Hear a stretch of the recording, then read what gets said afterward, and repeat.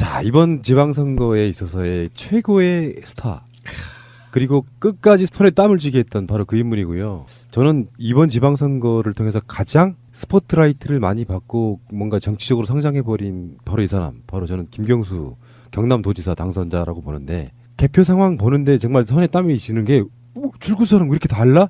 아마 그건 이제 우리도 방송으로 미리 이야기를 했지만 농촌 지역, 경남 서북부 지역 그쪽 표가 초반에 많이 이렇게 개표가 되면서 이게 가끔씩 완전히 그 출구조사와 실제 개표가 달라지는 경우도 가끔씩 있었기 때문에 정말 불안하더라고요. 이거 그러다가 지는 거 아닌가?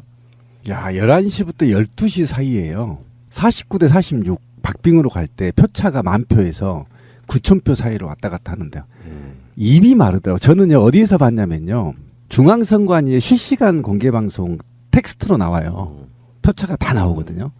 거기서 계속 리프레시를 누르면서 계속 보는데 환장하겠는 거야. 그런데 12시 전후로 해서 급반전이 딱 되는데, 그래서 제가 현장에 이제 연락을 해봤죠. 군 단위에서 먼저 깠더라고요. 수가 적은. 근데 대형 도시에서 까면서 이게 이제 반전이 시작되는 형태로 보여졌는데, 굉장히 제가 그 경남 전체를 한번 훑어봤거든요.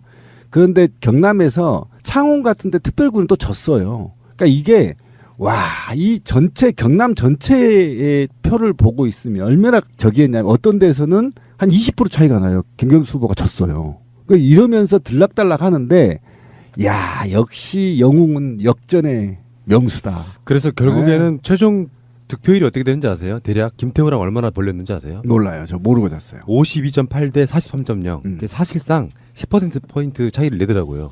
초반에 그런 식으로 개표하는 법이 어딨어? 기분 나쁘게. 아니 표가 적은 군 단위가 먼저 까지게 되잖아, 결과가. 네. 그러니까 그렇게 나오더라고. 근데 이제 김경수 의원에 관련된 부분은 이야기할 게 많죠. 일단 드루킹 사건.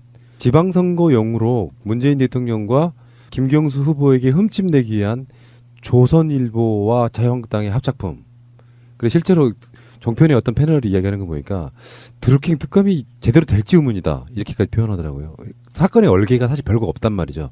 드루킹이 김경수 의원의 오래된 신복 이런 개념이 아니라 이 정치권 저 정치권 왔다 갔다 하면서 약간 정치 브로커처럼 놀았던 부분이라, 까면 결국엔 저쪽이 훨씬 더 많이 까일 가능성이 높다, 이런 식의 이야기가 나오고 있고요. 그런 문제가 하나 있고, 하나는 결국은 김경수 당선자를 보면 노무현 대통령 생각 안 할 수가 없잖아요. 지역 부산에 끊임없이 출마하면서 떨어질 걸 알면서도.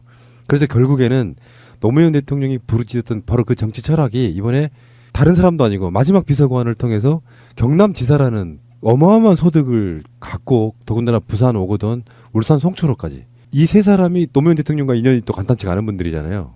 오거돈 후보는 노무현 대통령 때 해양수산부 장관 했어요. 예, 맞아요. 송철 후보는 30년 40년 지기 친구예요. 이런 관계들을 갖고 있는데 이 사람들이 전부 다 돌아가신 지 9년 만에 이 결실을 맺고 김경수, 오거돈, 송철호 이분들이 봉화마을 가서 참배하는 거 보니까, 이게 개표 이제 출구조사 막 나왔을 때는 약간 눈물이 좀 찡한 정도였는데, 김경수 후보가 거기 가서 그 참배하는 모습은 코끝이 찡하더라고요. 깊은 슬픔 이런 거 있잖아요. 기분 나쁘지 않은 굉장히 깊은 슬픔, 이런 느낌이 들더라고요.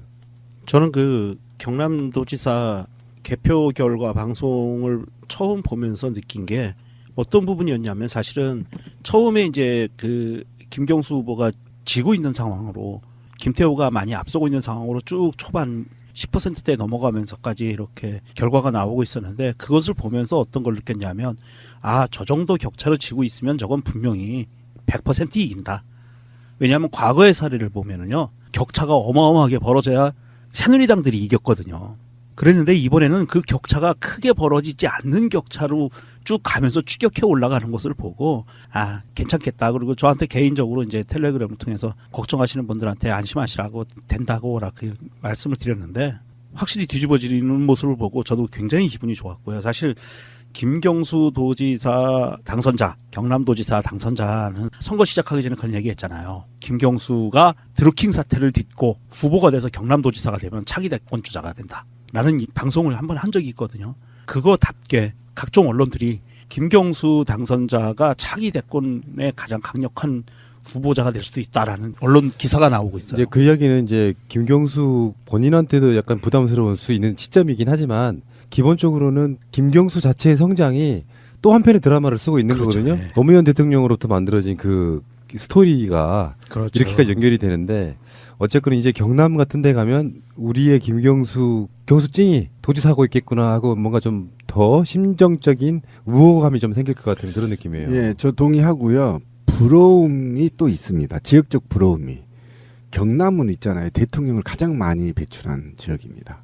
그리고 이번 기회에 또 차세대 리더를 키웠다는 거에 대해서 경남 도민들은 굉장히 자부심이 높을 거라고 저는 생각하고요. 그리고 그 인품이 아까 말한 대로 우리의 적동성을 담을 수 있는 그릇이 빛이 보이는 거 아닙니까? 사실 개표사항을 보면서 굉장히 두려웠던 게 뭐냐면 9개의 시군구에서 졌어요. 경남에서. 실제로도.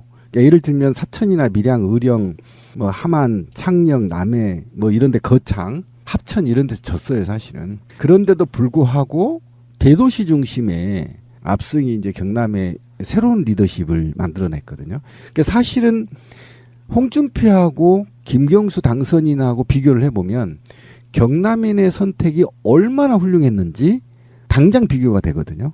그리고 앞으로 꿈이 있는 젊은이잖아요.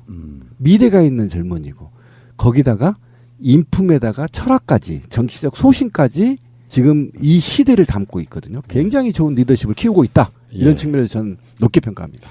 그리고 이제 송철호 울산시장 당선인에 대한 이야기를 좀 할 텐데 노무현, 문재인, 송철호 이분들이 영남 쪽에 인권 변호사 3인방 이렇게 불리신 분들이에요. 그렇죠. 작년 말쯤에 대통령 직속 지역발전위원회 고문 뭐 이런 것도 하셨고요. 출마만 8번 해가지고 9번째 당선된 광주에 가면은요 강도석이라고 하는 분이 한 분 있어요. 이번에 기사로도 나왔던데 19번인가 출마를 하신 분들이 있습니다만 이분은 일종의 이제 살아있는 화석 같은 거죠.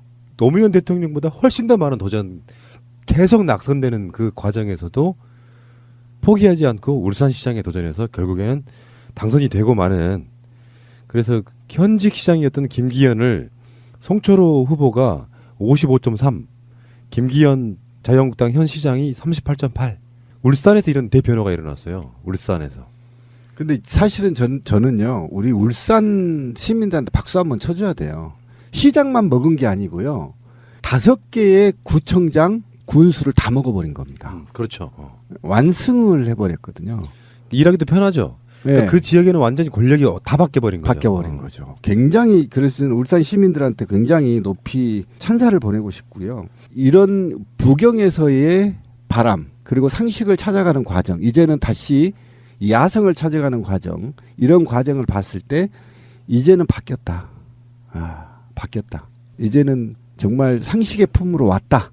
부경이. 저는 그렇게 생각합니다. 그러니까 저는 이제 부산은 대도시이기 때문에 어떤 바람이 불면 국회의원 당선시키고 그러거든요. 근데 진짜 광역이라는 개념에서 경남 같은 데는 그게 지역 편차가 좀 있어요. 도시와 농촌 사이에. 근데 울산은 이제 한편으로 보면 부경에다가 우를 하나가 더 갖다 붙이면 어떤 느낌이냐면은 영남 중에서도 PK 지역이 갖는 그 상징성 때문에 울산을 가져옴으로써 내가 봤을 땐 울산 시민도 낯설 거예요 아마. 그렇죠. 민주당 시장에 민주당 뭐 구청장들의 민주당 민주당 시의원 이런 시의원의 사람들의 그 지역이 그 형태로 그대로 가면 안 되고 뭔가 그들이 지금까지 몇십 년 동안 해왔던 권력의 다른 맛을 보여줘야죠. 이거 굉장히 중요하다고 봐요. 그리고 몇십 년 동안 그렇게 한 당이 집권해온 것은요. 굉장히 부패하거든요. 근데 이번 참에 바꿔줌으로써 새롭게 그 부패를 싹을 잘라버리는 그런 효과도 굉장히 크다. 야 진짜 광역의원 22석 중에 민주당이 17석을 가져오는 각종 뭐 구청장 군수 이런 거를 민주당이 가져오는 다 먹은 겁니다. 참 신기하지 정말 신기하죠. 난 지금도 믿을 수가 없어요. 마차님 좀 꼬집어 줄래요? 막 때리고 싶어요. 근데 울산 같은 경우에는 보니까 저희가 0427 티셔츠 할 때 어떤 부분 단체가 많이 들어왔었냐면 그 울산에 가면은 어떤 큰 로타리 여기에 각 로타리 길마다 구의원 광역기초의원까지 다 해가지고 구별로 서가지고 로타리 전체를 파란색으로 점령하는 그 이벤트가 있었거든요. 상상만 해도 되게 이거 아이디어도 좋고 위에서 봤을 때 굉장히 멋있는 광경을 네. 만들어내더라고요. 이번 지방선거에서 사실은 그렇게 기초의회, 광역의회를 압도적인 숫자로 이긴 것은 어떤 결과를 보여주는 거느냐 하면 국민들은요, 유권자들은요, 개헌을 하라는 얘기예요. 지방의회에서 개헌할 수 있는 의석들을 확보해 준 거예요. 민주당에게. 그렇죠. 동의합니다. 왜냐하면 예. 지방 분권화를 내세웠기 때문에 어차피 네. 개헌을 할 수밖에 없는 자, 정확한 판단입니다. 그렇다면 이 지지율과 지지세를 지금 이제 앞으로 남아있는 1년 반, 2년 가까운 기간 동안 다지고 해서 조금 더 국민들이, 유권자들이 호응을 많이 끌어낼 수 있는 방법을 강구하고 정치를 잘 펴나간다면 개헌선 확보도 할 수 있다라는 그렇죠. 결과를 보여준 거거든요. 1년 10개월 남았습니다. 1년 10개월. 알겠습니다. 어쨌건 부울경에서의 완벽한 승리. 물론 일부 기초단체나 이런 걸 내준 측면이 있고요. 하지만 김경수 후보 개표에서 보듯이 인구 비율로는 많지가 않은 쪽에 기초단체장 몇 석을 좀 더 내준 측면은 없지 않아 있지만 첫 소리 해버리겠습니까? 자, 알겠습니다.